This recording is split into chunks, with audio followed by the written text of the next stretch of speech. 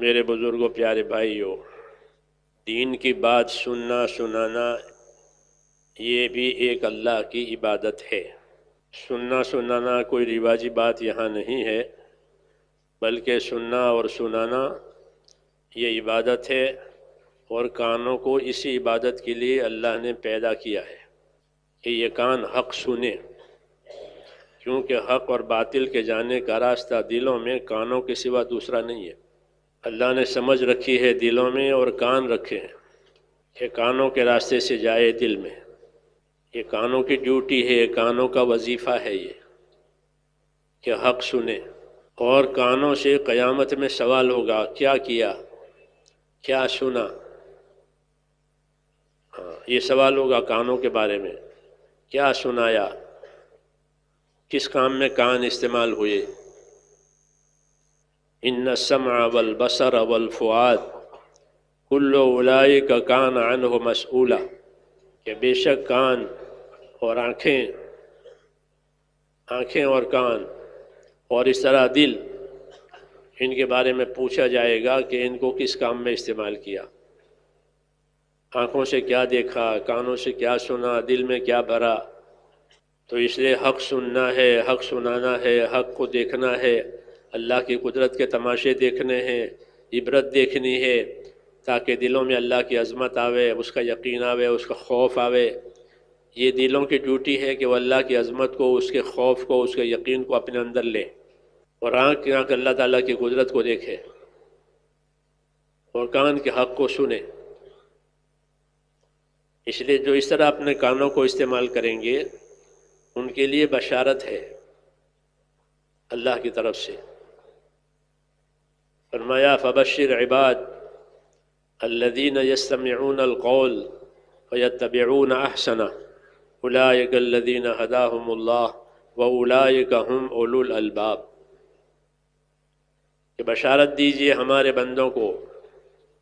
کہ کون سے بندے؟ کہ جو اپنے ارادے کے ساتھ بات سنتے ہیں، اپنے ارادے کے ساتھ بات سنیں۔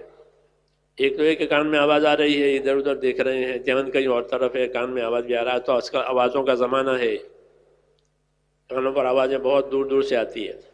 کہ نہیں، اپنے ارادے کے ساتھ سنیں۔ وکیل کی بات آدمی سنتا ہے، جب کسی وکیل سے کام پڑا تو وکیل کی بات اپنے ارادے سے سنتا ہے کہ وکیل مجھ سے کیا کہہ رہا ہے۔ ڈاکٹر کی بات اپنے پورے ارادے سے سنتا ہے کہ ڈاکٹر مجھ سے کیا کہہ رہا ہے۔ اس کو لکھنے کی، ٹائپ کرنے کی کوئی ضرورت نہیں ہوتی، وہ تو اس کا ارادہ ہی ہے، اس کی توجہ دھیان ہی ہے، وہ اندر ٹیپ ہو جاتا ہے کہ ڈاکٹر نے یہ کہا ہے اور وکیل نے یہ کہا ہے۔ دھیان سے سنتا ہے، اپنی ضرورت کو سامنے رکھ کر کے سنتا ہے۔ تو دین کا تقاضا، اور دین کا تو اس سے بھی زیادہ حق ہے کہ اس کو دلوں میں لیا جاوے۔ اس لیے ان کے لیے بشارت ہے، ان بندوں کے لیے بشارت ہے جو اپنے ارادے کے ساتھ سنیں۔ یستمعون کا معنی یہ ہوتا ہے عربی میں اپنے ارادے سے سنیں۔ بے ارادہ کانوں پر آواز آوے اور سن لے، وہ نہیں، ارادے کے ساتھ سنیں۔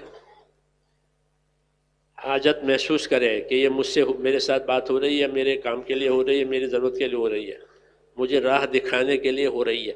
اسے مستمع کہتے ہیں، اپنے ارادے کے ساتھ سننے والا۔ تو کہا میرے ان بندوں کو بشارت دیجئے جو اپنے ارادے کے ساتھ اللہ کی میری بات سنتے ہیں۔ یستمعون القول،